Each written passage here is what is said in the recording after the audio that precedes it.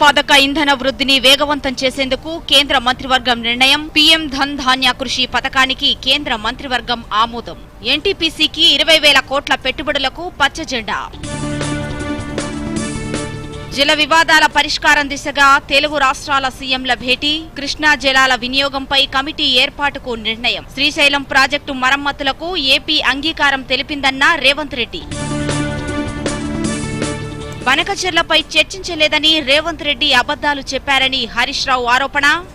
రాష్ట్రానికి అన్యాయం జరిగితే ఊరుకోమని మాజీ మంత్రి హెచ్చరిక. భారత్కు అర్జెంటీనా విశ్వసనీయ భాగస్వామి అన్న కేంద్ర మంత్రి కిషన్ రెడ్డి. 2 దేశాల మధ్య బలమైన దౌత్య సంబంధాలున్నాయని వ్యాఖ్య. స్థానిక సంస్థల ఎన్నిక దిశగా ప్రభుత్వం అడుగులు. జెడ్పీటీసీ, ఎంపీటీసీ, గ్రామ పంచాయతీ స్థానాలు ఖరారు. భారతదేశంతో త్వరలోనే వాణిజ్య ఒప్పందాలు కుదుర్చుకుంటామన్న అమెరికా అధ్యక్షుడు ట్రంప్. ఆ దిశగా చర్చలు జరుగుతున్నాయని వెల్లడి. రాష్ట్రంలో మరో 2 రోజుల పాటు వర్షాలు కురిసే అవకాశం ఉందన్న వాతావరణ కేంద్రం. పలు జిల్లాలకు యెల్లో అలర్ట్ జారీ. ఇక వివరాలు. దేశవ్యాప్తంగా 100 జిల్లాలను కవర్ చేసేలా చేపట్టనున్న ప్రధానమంత్రి ధన్ ధాన్య కృషి యోజన పథకంతో నైవేలి లిగ్నైట్ కార్పొరేషన్ లిమిటెడ్కు పెట్టుబడి మినహాయింపుకు, పునరుత్పాదక ఇంధనంలో ఎన్టీపీసీకి 20,000 కోట్ల పెట్టుబడులకు కేంద్ర మంత్రివర్గం ఆమోదం తెలిపింది. ప్రధానమంత్రి అధ్యక్షతన జరిగిన కేంద్ర కేబినెట్ రోదసి నుంచి విజయవంతంగా భూమికి తిరిగి వచ్చిన వ్యోమగామి శుభాంశు శుక్లాను అభినందించింది. దీనిపై వివరాలు చూద్దాం. ప్రధానమంత్రి నరేంద్ర మోదీ అధ్యక్షతన జరిగిన కేంద్ర మంత్రివర్గ సమావేశం పలు కీలక నిర్ణయాలు తీసుకుంది. వ్యవసాయ ఉత్పాదకతను పెంచేలా తీసుకువచ్చిన ప్రధానమంత్రి ధన్ ధాన్య కృషి పథకానికి కేంద్ర కేబినెట్ ఆమోదం తెలిపింది. 6 సంవత్సరాల కాలానికి 100 జిల్లాలను కవర్ చేసేలా ప్రధానమంత్రి ధన్ ధాన్య కృషి పథకాన్ని ప్రవేశపెట్టింది. ఈ పథకం క్రింద 100 జిల్లాల్లో వ్యవసాయం, దాని అనుబంధ రంగాల్లో వేగవంతమైన అభివృద్ధి లక్ష్యంగా నిర్దేశించింది. వ్యవసాయ ఉత్పాదకతను పెంచడం, పంట వైవిధ్యీకరణ, స్థిరమైన వ్యవసాయ పద్ధతులను అవలంబించడం, పంచాయతీ స్థాయిలో పంట నిల్వను పెంచడం, నీటిపారుదల సౌకర్యాలను మెరుగుపరచడం, రుణ లభ్యతను సులభతరం చేయడం ఈ పథకం లక్ష్యం. తక్కువ ఉత్పాదకత, తక్కువ పంట తీవ్రత, తక్కువ రుణ పంపిణీ అనే 3 కీలక సూచికల ఆధారంగా 100 జిల్లాలను గుర్తిస్తారు. ప్రతి రాష్ట్రం నుండి కనీసం 1 జిల్లాను ఎంపిక చేస్తారు. ఈ పథకం పర్యవేక్షణ కోసం జిల్లా, రాష్ట్ర, జాతీయ స్థాయిలో కమిటీలు ఏర్పాటు చేస్తారు. ప్రగతిశీల రైతులు కూడా సభ్యులుగా ఉంటారు. స్థానిక భాగస్వామ్యంతో ఈ పథకం అమలు చేస్తారు. కేంద్ర సమాచార ప్రసార శాఖల మంత్రి అశ్విని వైష్ణవ్ కేంద్ర కేబినెట్ తీసుకున్న నిర్ణయాలను మీడియాకు వెల్లడించారు. పీఎం ధన్ ధాన్య కృషి పథకం కింద దేశంలో 100 జిల్లాలను ఎంపిక చేయనున్నట్లు చెప్పారు. 11 విభాగాలలో ఉన్న 36 పథకాలు, ఇతర రాష్ట్ర పథకాల ద్వారా పీఎం ధన్ ధాన్య కృషి పథకాన్ని అమలు చేస్తామన్నారు. ఈ పథకం దేశంలోని 1,70,00,000 మంది రైతులకు సహాయపడుతుందని తెలిపారు. किसानों के जीवन में बड़ा एक परिवर्तन लाने के लिए दृढ़ संकल्पित हैं और एक के बाद एक ऐसे फैसले लिए गए हैं और उन फैसलों में बड़े इन्वेस्टमेंट्स भी रखे गए, जिससे कि किसानों का जो प्रोग्राम बना 100 ऐसे जिले देश भर में और हर राज्य से कम 1 जिला, 100 ऐसे जिले जिसमें कृषि पर 3 पैमानों पर वो बाकी सब जिलों से पीछे हो, ऐसे 100 जिलों को चयनित करके उसमें एक फोकस्ड वे में 11 मंत्रालयों के 36 स्कीम्स, इन सब को कन्वर्ज करके एक इंटीग्रेटेड वे में कृषि का विकास करें, ये प्रधानमंत्री धन धान्य कृषि योजना का उद्देश्य है. అలాగే పునరుత్పాదక ఇంధన వృద్ధిని వేగవంతం చేయడానికి నైవేలి లిగ్నైట్ కార్పొరేషన్ లిమిటెడ్కు పెట్టుబడి మినహాయింపును కేంద్ర మంత్రివర్గం ఆమోదించింది. నవరత్న కేంద్ర ప్రభుత్వ రంగ సంస్థలకు వర్తించే ప్రస్తుత పెట్టుబడి మార్గదర్శకాల నుండి ఎన్ఎల్సీ ఇండియా లిమిటెడ్కు ప్రత్యేక మినహాయింపు ఇచ్చారు. ఈ నిర్ణయంతో ఎన్ఎల్సీ ఇండియా రెన్యూవబుల్స్ లిమిటెడ్లో 7,000 కోట్ల పెట్టుబడి పెట్టడానికి వీలు కల్పించింది. 2030 నాటికి 10.11 GW పునరుత్పాదక ఇంధన సామర్థ్యాన్ని అభివృద్ధి చేయడం, 2047 నాటికి దీనికి 32 GWకి విస్తరించడం అనే లక్ష్యానికి మద్దతు ఇవ్వడం ఈ మినహాయింపుల లక్ష్యం. देश में ग्रीन एनर्जी को बढ़ाने के लिए। वैसा ही फैसला लिया गया नेवेली लिग्नाइट कॉर्पोरेशन के लिए 7,000 करोड़ रुपीस का इन्वेस्टमेंट का अप्रूवल किया गया है और इसमें रीस्ट्रक्चरिंग भी है एक तरीके से कि जो प्रोजेक्ट्स एनएलसी में ऑलरेडी हैं उनको एक सब्सिडरी में ले जाके फिर एक फोकस्ड वे में एनएलसी नेवेली लिग्नाइट कॉर्पोरेशन के लिए भी एक फोकस्ड सब्सिडरी बने और 10 गीगावाट एनर्जी का इसमें टारगेट रखा गया है 2030। అలాగే రోదసిలో 18 రోజులు గడిపి అనేక ప్రయోగాలను నిర్వహించి విజయవంతంగా భూమికి తిరిగి వచ్చిన భారత వ్యోమగామి శుభాంశు శుక్లాను అభినందిస్తూ కేబినెట్ తీర్మానం చేసింది. Bureau report, Doordarshan news. Telugu రాష్ట్రాల మధ్య కృష్ణా గోదావరి జలాల అంశంలో ఉన్న సమస్యలపై చర్చించడానికి అధికారులు, ఇంజనీర్లతో కమిటీ ఏర్పాటు చేయాలని నిర్ణయించామని తెలంగాణ సీఎం రేవంత్ రెడ్డి తెలిపారు.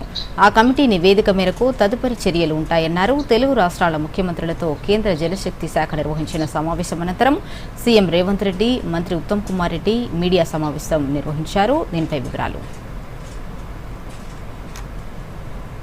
తెలుగు రాష్ట్రాల మధ్య కృష్ణా గోదావరి నదీ జల వివాదాల పరిష్కారం కోసం ఢిల్లీలో కీలక సమావేశం జరిగింది.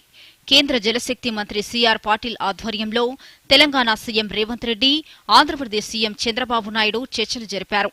ఇరు రాష్ట్రాల నీటిపారుదల మంత్రులు ఉత్తమ్ కుమార్ రెడ్డి, నిమ్మల రామానాయుడు, ప్రభుత్వ ప్రధాన కార్యదర్శులు, జలవనరుల శాఖ అధికారులు, ఇంజనీర్లు ఈ భేటీలో పాల్గొన్నారు. ఈ సమావేశం గంటన్నర పాటు సుహృద్భావ వాతావరణంలో జరిగినట్లు తెలుస్తోంది. ఈ సమావేశం అనంతరం తెలంగాణ సీఎం రేవంత్ రెడ్డి, మంత్రి ఉత్తమ్ కుమార్ రెడ్డి మీడియా సమావేశం నిర్వహించారు. ఆంధ్రప్రదేశ్ ప్రతిపాదించిన పోలవరం బనకచెర్ల అనుసంధాన ప్రాజెక్టు చర్చకు రాలేదని రేవంత్ రెడ్డి తెలిపారు. తెలంగాణ హక్కులను గతంలో కేసీఆర్ దారాదత్తం చేశారని ఆరోపించారు. గత ప్రభుత్వ తప్పులను సవరించే ప్రయత్నం చేస్తున్నామన్నారు.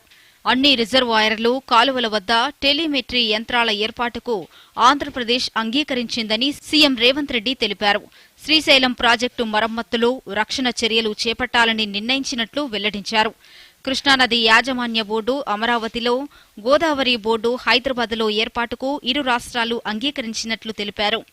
నదీ జలాల వినియోగంపై చర్చించేందుకు అధికారులు, సాంకేతిక నిపుణులతో కమిటీ ఏర్పాటు చేయాలని, వారం రోజుల్లో ఈ కమిటీ నియమించాలని తీర్మానించినట్లు వెల్లడించారు. ఈ కమిటీ నివేదిక ఆధారంగా తదుపరి చర్యలు ఉంటాయని రేవంత్ రెడ్డి పేర్కొన్నారు. కేంద్రం ఈ భేటీలో నిర్వాహక పాత్ర మాత్రమే పోషించిందని ఆయన స్పష్టం చేశారు. వాళ్ళు బనకచెర్ల, గోదావరి బనకచెర్ల వాళ్ళు కడతామని అడిగితే కదా మేము ఆపమని చెప్పడానికి. ఎజెండాలో వాళ్ళు కడతామన్న ప్రతిపాదననే చర్చకు రానప్పుడు ఆపమనే చర్చనే రాదు. ఉన్న అన్ని సమస్యల్ని, కృష్ణా నది మీద, గోదావరి నది మీద ఉమ్మడి రాష్ట్రాలకు ఉన్న సమస్యల్ని చర్చించడానికి, సమస్యల్ని గుర్తించడానికి అధికారులు, ఇంజనీర్లతో ఒక కమిటీ ఏర్పాటు చేసి ఆ కమిటీలో చర్చించిన తర్వాత మిగతా అంశాలు ముఖ్యమంత్రుల స్థాయిలో చర్చించుకోవాలని నిర్ణయం తీసుకున్నాము. ఈ సమావేశంలో ప్రస్తావనకు వచ్చి తీసుకున్న నిర్ణయాలు 4 ప్రధానంగా. వాళ్ళు ఆల్రెడీ కడుతున్న ప్రాజెక్టుల మీద అభ్యంతరాలు కానీ వాటన్నిటిని కూడా 30 రోజుల్లో మన తరఫున ఉండే అధికారులు, అదేవిధంగా ఇంజనీర్ల కమిటీ ఇష్యూస్ని అన్నిటిని కూడా గుర్తించి వాటన్నిటిని కూడా చర్చకు తీసుకొస్తుంది. మంత్రి ఉత్తమ్ కుమార్ రెడ్డి మాట్లాడుతూ కృష్ణానదీ జలాల వాడకంపై అనుమానాలు ఉన్నాయని, టెలిమెట్రీ ఏర్పాటుకు కేంద్రం నిధులు ఇవ్వకపోయినా రాష్ట్రమే నిధులు కేటాయిస్తుందని చెప్పారు. గత ప్రభుత్వం ఈ విషయంలో నిర్లక్ష్యం చేసిందని ఆరోపించారు. యుద్ధ ప్రాతిపదికన టెలిమెట్రీ ఏర్పాటు చేస్తామని, ఇది నీటి వినియోగంలో పారదర్శకతను తెస్తుందని వివరించారు. కృష్ణా నదీ జలాల ఉపయోగంలో ఇరు రాష్ట్రాల్లో కొన్ని అనుమానాలు ఉన్నాయి. ఎవరు ఎక్కువ ఉపయోగిస్తుండ్రు, ఎవరు తక్కువ ఉపయోగిస్తుండ్రు అనేది. రీఆర్గనైజేషన్ యాక్ట్ లో, చట్టంలో ఉందో ఈ టెలిమెట్రీ ఇన్స్ట్రుమెంట్స్ విషయంలో ఎలక్షన్ జరిగింది. ఈ 18 నెలల్లో మేము ఎప్పటికప్పటికి కేఆర్ఎంబి కానీ సెంట్రల్ గవర్నమెంట్ కానీ ఇన్సిస్ట్ చేస్తూ వచ్చాం. ఈ టెలిమెట్రీ ఇన్స్ట్రుమెంట్స్ పెడితే కృష్ణా నదీ జలాల్లో ఏ రాష్ట్రం ఎంత ఉపయోగించబడుతుంది, ఏ కాలువలో ఎక్కడి నుంచి నీళ్లు పోతున్నాయని స్పష్టంగా ఉంటుందని చెప్పి ఈరోజు ఒక తుది నిర్ణయంగా అన్ని పాయింట్స్లో టెలిమెట్రీ ఇన్స్ట్రుమెంట్స్ కొన్ని ఆల్రెడీ ఏర్పాటు చేయడం జరిగింది. అన్ని పాయింట్స్లో యుద్ధ ప్రాతిపదికన వార్ ఫుటింగ్ లో మెజర్స్ తీసుకుని పూర్తి చేయాలని ఒక నిర్ణయం. తెలుగు రాష్ట్రాల మధ్య జల వివాదాల పరిష్కారం దిశగా ఈ సమావేశం సాగింది. టెలిమెట్రీ, కమిటీ ఏర్పాటు వంటి నిర్ణయాలు రెండు రాష్ట్రాల సహకారంతో సమస్యల పరిష్కారానికి దోహదం చేస్తాయని ఆశిద్దాం. Bureau report, Doordarshan news.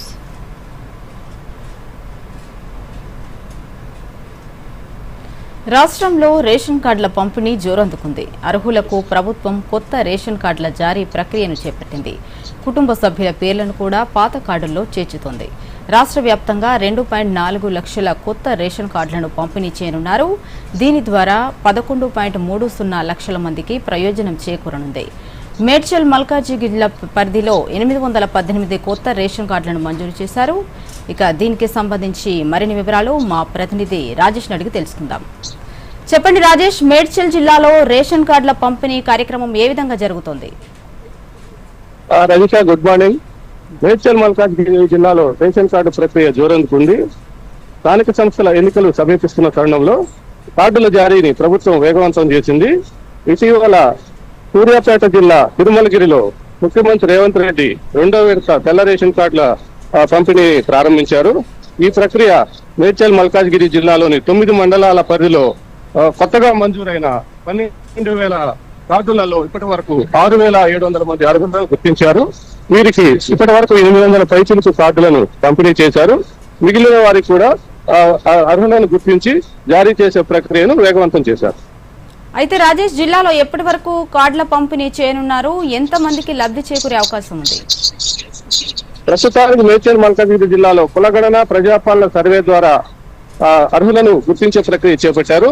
ఇందులో 5,17,000 కార్డులు ప్రస్తుతం ఉండగా మరో 6,000 మందికి ఈ కొత్త కార్డులు జారీ చేస్తే 5,30,000 మంది తెల్ల రేషన్ కార్డుదారులు లబ్ధి పొందనున్నారు. ఇటీవల 3 నెలల రేషన్ ఒకేసారి పంపిణీ చేయడంతో తెల్ల రేషన్ కార్డులు తీసుకునే వారి సంఖ్య అనూహ్యంగా పెరిగింది.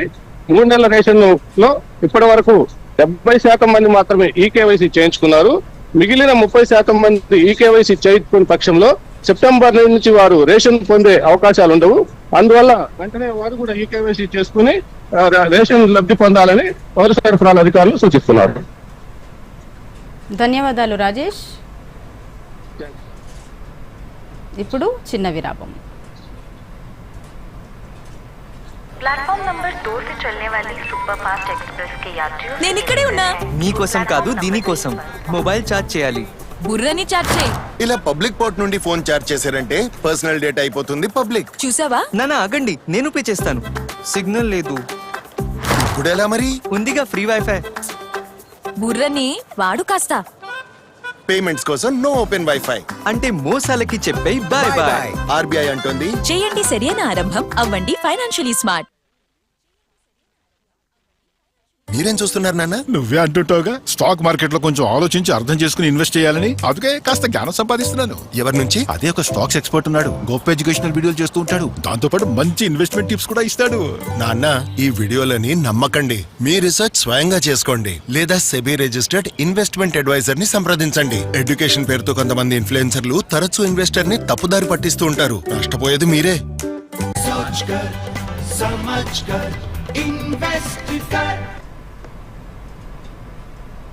వార్తలకు తిరిగి స్వాగతం.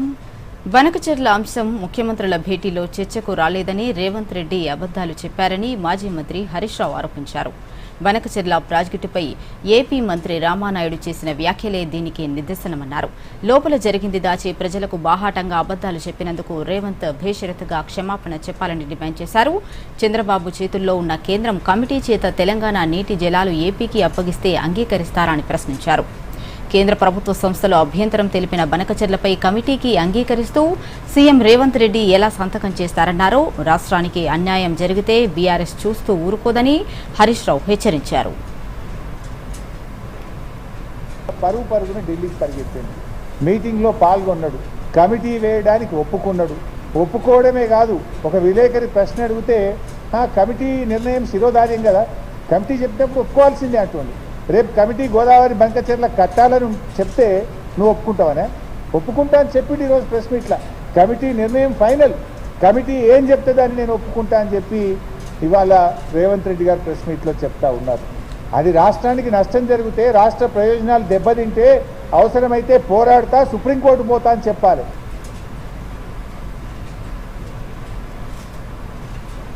భవిష్యత్తులో ఏర్పడే విద్యుత్ డిమాండ్ను అధిగమించడానికి అవసరమైన చర్యలు తీసుకోవాలని ఉప ముఖ్యమంత్రి భట్టి విక్రమార్క విద్యుత్ అధికారులను ఆదేశించారు. ఎస్పీడీసీఎల్లో విద్యుత్ శాఖల ఉన్నతాధికారులతో ఉప ముఖ్యమంత్రి సమీక్ష నిర్వహించారు. ఈ సందర్భంగా ఆయన మాట్లాడుతూ గత ఏడాది మార్చి 24న 308.45 మిలియన్ యూనిట్ల విద్యుత్తును సరఫరా చేయగా ఈ ఏడాది మార్చి 18న 335 మిలియన్ యూనిట్ల విద్యుత్తును సరఫరా చేశామన్నారు. రాష్ట్ర చరిత్రలో ఇదే అత్యధికమన్నారు. గత ఏడాది మార్చి 8న 15,497 మెగావాట్ల పీక్ డిమాండ్ ఏర్పడగా ఈ ఏడాది మార్చి 20న 17,162 మెగావాట్ల డిమాండ్ ఏర్పడిందని ఉప ముఖ్యమంత్రి చెప్పారు.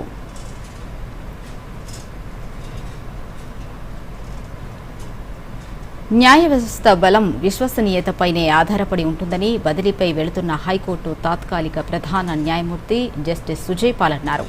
ప్రస్తుతం ఆన్లైన్ కోర్టు ప్రొసీడింగ్స్ నేపథ్యంలో న్యాయవాదులు, కక్షిదారులు, న్యాయ విద్యార్థులు, ప్రజలు అందరూ గమనిస్తున్నారన్నారు.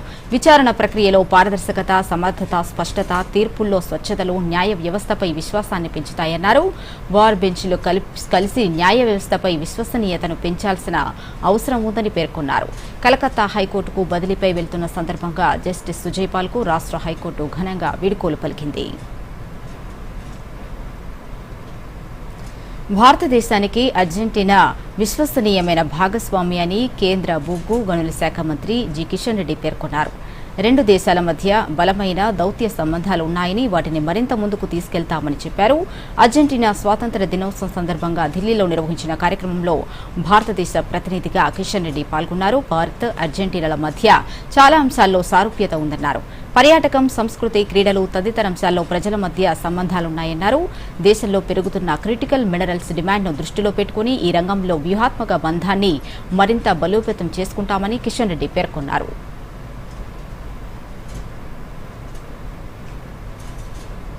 We made our relationship a strategic partnership, showing our strong commitment to work together in diverse sectors. This strategic relationship is a testament to our country's dedication to building a prosperous and peaceful future together.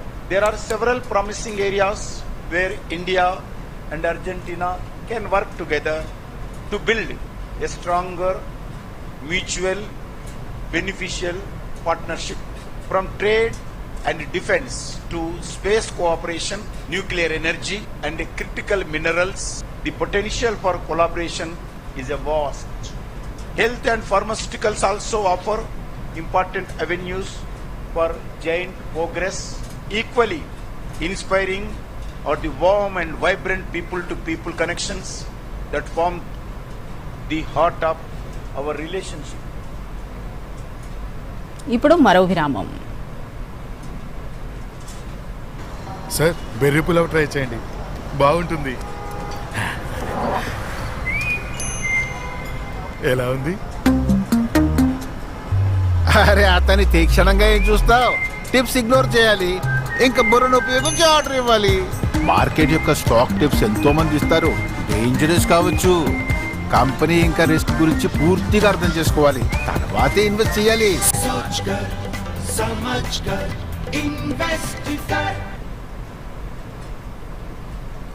వార్తలకు తిరిగి స్వాగతం. కాళేశ్వరంపై కాంగ్రెస్, బీజేపీలు చేస్తున్న విష ప్రచారాన్ని రైతులు నమ్మబోరని మాజీ మంత్రి Suryapet MLA G Jagadish Reddy స్పష్టం చేశారు. సూర్యాపేటలో కాళేశ్వరం ప్రాజెక్టుపై ఆయన పవర్ పాయింట్ ప్రజెంటేషన్ ఇచ్చారు. ఈ సందర్భంగా జగదీష్ రెడ్డి మాట్లాడుతూ రైతులకు 2 పంటలకు సాగునీరు అందించేందుకు ప్రపంచంలోని అద్భుతమైన ప్రాజెక్టును నిర్మించిన ఘనత కేసీఆర్కే దక్కుతుందని అన్నారు. భారత రాష్ట్ర సమితి హయాంలో 380 కిలోమీటర్ల దూరంలో ఉన్న కన్నేపల్లి నుంచి సూర్యాపేటకు గోదావరి నీళ్లు తెచ్చామని, జిల్లాలోని లక్షల ఎకరాలకు కాళేశ్వరం జలాలను అందించామని తెలిపారు. మేడిగడ్డలో 2 పిల్లర్లు మాత్రమే కుంగిపోయాయని, కుంగిన పిల్లర్లకు మరమ్మతులు చేయించకుండా ప్రభుత్వం అన్నదాతలను కన్నీళ్లు పెట్టిస్తోందని జగదీష్ రెడ్డి అన్నారు.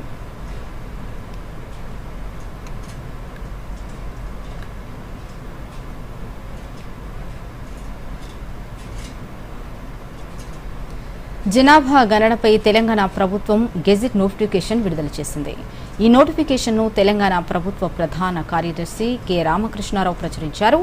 భారతదేశంలో తదుపరి జనాభా గణన 2027 సంవత్సరంలో జరగనుంది. ఈ మేరకు కేంద్ర హోం వ్యవహారాల మంత్రిత్వ శాఖలోని రిజిస్ట్రార్ జనరల్ సెన్సస్ కమిషనర్ కార్యాలయం అధికారిక నోటిఫికేషన్ను విడుదల చేసింది. కేంద్ర హోంశాఖ విడుదల చేసిన గెజిట్కు కొనసాగింపు రాష్ట్ర ప్రభుత్వం గెజిట్ను విడుదల చేసింది.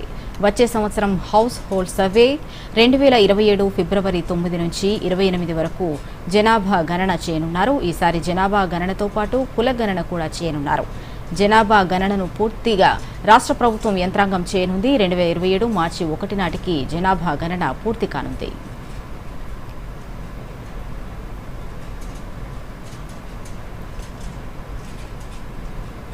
కరీంనగర్ జిల్లాలో వానాకాలం సీజన్లో కావలసిన పంటలను పండించడానికి రైతులు సిద్ధంగా ఉన్నారని, ఇప్పటికే చాలా ప్రాంతాలలో సాగు పనులు ప్రారంభించుకున్నట్లు కరీంనగర్ జిల్లా వ్యవసాయ శాఖ అధికారిని భాగ్యలక్ష్మి తెలిపారు. జిల్లాలో కొంతవరకు వర్షాలు అనుకున్నంత పడకపోయినప్పటికీ కొన్ని చోట్ల మాత్రం రైతులు ఇప్పటికే సాగు చేయడం ప్రారంభించారని అన్నారు. అయితే ప్రభుత్వ ఆదేశాల మేరకు ఆయిల్ పామ్ సాగు చేయడానికి రైతులను ప్రోత్సహిస్తున్నట్లు, వారికి ప్రత్యేక అవగాహన కార్యక్రమాలు ఏర్పాటు చేసి ప్రోత్సహిస్తున్నట్లు వ్యవసాయ అధికారి తెలిపారు. జిల్లాలో మొత్తం 16 మండలాలు ఉండగా ఈ వానాకాలం సీజన్లో వరి 2,76,500 ఎకరాలు, పత్తి 48,000 ఎకరాలు, మొక్కజొన్న 4,000 ఎకరాల్లో, అలాగే కందిపప్పు దినుసులు కూడా అనుకున్న లక్ష్యాల దిశగా సాగు చేస్తున్నారని జిల్లా వ్యవసాయ శాఖ అధికారి భాగ్యలక్ష్మి దూరదర్శన్కు ప్రత్యేకంగా తెలిపారు.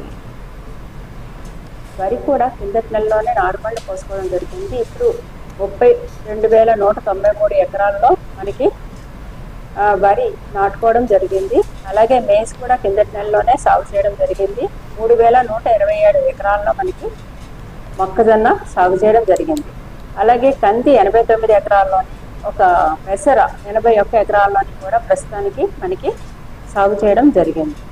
అయితే కిందటి సంవత్సరం మనకి 3,48,000 ఎకరాల్లో మనకి మొత్తం పంటలు సాగు చేయడం జరిగింది. ఇందులో వరి 2,76,000 ఎకరాల వరకు కూడా సాగు చేశారు. ఈసారి కూడా మన ఎస్టిమేషన్స్ అన్నీ కూడా 2,76,000 వరకు వరి పడుతుందని మనం అంచనా వేయడం జరిగింది. ప్రస్తుతానికైతే వర్షపాతం లేట్ అవడం వల్ల మనకి కొంత ఆలస్యంగా నాట్లు జరుగుతున్నాయి. వ్యవసాయ ఉత్పాదకతను పెంపొందించడానికి ప్రధానమంత్రి ధన్ ధాన్య కృషి యోజన పథకాన్ని కేంద్ర మంత్రివర్గం ఆమోదించడం పట్ల ములుగు జిల్లా రైతులు హర్షం వ్యక్తం చేస్తున్నారు. పంట వైవిధ్యీకరణ, స్థిరమైన వ్యవసాయ పద్ధతులను ప్రోత్సహించడమే లక్ష్యంగా ప్రధానమంత్రి ధనధాన్య కృషి యోజన పథకాన్ని ప్రవేశపెట్టడం హర్షణీయమని జిల్లాకు చెందిన రైతు సిరికొండ బలరాం అన్నారు. రైతును రాజు చేయడమే లక్ష్యంగా ప్రధానమంత్రి నరేంద్ర మోదీ కృషి చేయడం సంతోషకరమని అన్నారు. ములుగు జిల్లా పూర్తిగా వ్యవసాయంపై ఆధారపడిందని, తమ జిల్లాను కూడా ఈ పథకంలో ఎంపిక చేయాలని కోరారు. జిల్లాకు చెందిన రవీంద్రాచారి మాట్లాడుతూ, కేంద్ర కేబినెట్లో ప్రధానమంత్రి ధనధాన్య కృషి యోజన పథకాన్ని ప్రవేశపెట్టే నిర్ణయం తీసుకోవడం అభినందనీయమని, ఈ పథకం ద్వారా రైతులకు వ్యవసాయంలో అధునాతన పద్ధతులు, నీటి సౌకర్యాలు లభిస్తాయని అన్నారు. నరేంద్ర మోడీ గారి ఒక కేబినెట్ సమావేశంలో రైతుల కొరకు ఒక గొప్ప పథకాన్ని తీసుకొని వచ్చినారు. ధాన్య కృషి యోజన పథకం ఇది రైతులకు ఎంతో మేలు చూపించేదిగా ఉన్నది. ఇది సంవత్సరానికి ఒక 24,000 కోట్లతోటి ఇది దేశంలో 100 జిల్లాలకు దీన్ని మొదటి విడతగా 100 జిల్లాలను ఎంపిక చేసి 100 జిల్లాలలో 1,70,00,000 మందిని రైతులకు నేరుగా వీటిని ఈ 24,000 కోట్ల రూపాయలు నేరుగా స్థిరమైన వ్యవసాయం చేసుకుంటానికి, మరియు సాగునీరు కోసము, మరియు ధాన్యం నిల్వ చేసుకుంటానికి ఈ యొక్క పథకాన్ని ప్రారంభించినారు. భారత ప్రభుత్వం నరేంద్ర మోడీ గారి నాయకత్వంలో ఈనాడు ధనధాన్య కృషి యోజన పథకం కేంద్ర కేబినెట్ ఆమోదం తెలిపిన విషయంలో హర్షణీయం. ఈ సందర్భంగా భారత రైతులందరికీ ఎంతో కృషి చేసే ఈ పథకం ద్వారా అనేక రకాలుగా సాగు ఆధునాతన పద్ధతులు మరియు నీటి లభ్యత అనేటి అంశాలపై రైతులకు ఎంతో మేలు ఉంటుంది. కావున నల్లగొండ జిల్లా సమగ్ర అభివృద్ధి కోసం బలమైన ఉద్యమాలు నిర్వహిస్తామని సిపిఐ జిల్లా కార్యదర్శి ఎమ్మెల్సీ నెల్లికంటి సత్యం పేర్కొన్నారు. నల్లగొండ జిల్లాలోని పెండింగ్ సాగునీటి ప్రాజెక్టులను పూర్తి చేయడానికి నిర్ణీత కాల వ్యవధిని ప్రకటించి అందుకు సరిపడా అధిక నిధులు కేటాయించి యుద్ధ ప్రాతిపదికన పూర్తి చేయాలని ప్రభుత్వాన్ని కోరారు. కరువు పీడిత ప్రాంతాలైన మునుగోడు, దేవరకొండ నియోజకవర్గాలను సస్యశ్యామలం చేయడం కోసం బీఆర్ఎస్ ప్రభుత్వం డిండి ఎత్తిపోతల పథకానికి హడావుడిగా శంకుస్థాపన చేశారు తప్ప పూర్తి చేయలేకపోయారని అన్నారు.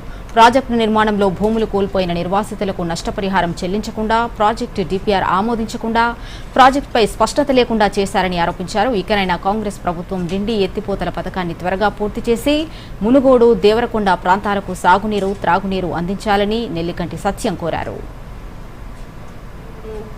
ప్రాంతంలో ఉన్నటువంటి గ్రామాలకు కిష్టాపురం ద్వారా కాలువలు పొడిగించడానికి ప్రభుత్వం టెండర్లు ఉన్నది. దాన్ని పొడిగించడానికి మన భూసేకరణ కూడా చేయటానికి ప్రయత్నం జరిగింది. అందువల్ల కిష్టాపురం వరకు కాలువని పొడిగించి అక్కడ ఉన్నటువంటి 10 గ్రామాలకు కూడా సాగు, తాగునీరు అందించవలసిన బాధ్యత ఈ ప్రభుత్వం మీద ఉంది. స్థానిక సంస్థల ఎన్నికల దిశగా రాష్ట్ర ప్రభుత్వం వేగంగా అడుగులు వేస్తోంది. తాజాగా జెడ్పీటీసీ, ఎంపీటీసీ స్థానాలు, గ్రామ పంచాయతీ స్థానాలను ఖరారు చేసింది. రాష్ట్రంలో మొత్తం 31 జెడ్పీ స్థానాలు, 566 ఎంపీపీ, జెడ్పీటీసీ స్థానాలు, 5773 ఎంపీటీసీ స్థానాలు ఉన్నట్లు తెలిపింది. అలాగే 12778 గ్రామ పంచాయతీలు, 1.12 లక్షల వార్డులు ఉన్నట్లు పేర్కొంది. ఈ మేరకు ప్రభుత్వం ఉత్తర్వులు జారీ చేసింది. ఎన్నికలకు అంతా సిద్ధంగా ఉండాలని, ఎన్నికల మెటీరియల్ సిద్ధం చేయాలని కలెక్టర్లకు, డిపిఓలకు పంచాయతీరాజ్ శాఖ ఉత్తర్వులు ఇచ్చింది.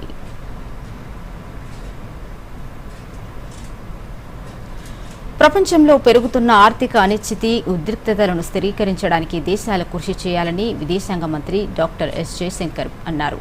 టియాన్జిన్లో జరిగిన Shanghai cooperation organisation council of foreign ministers సమావేశంలో జయశంకర్ ప్రసంగించారు.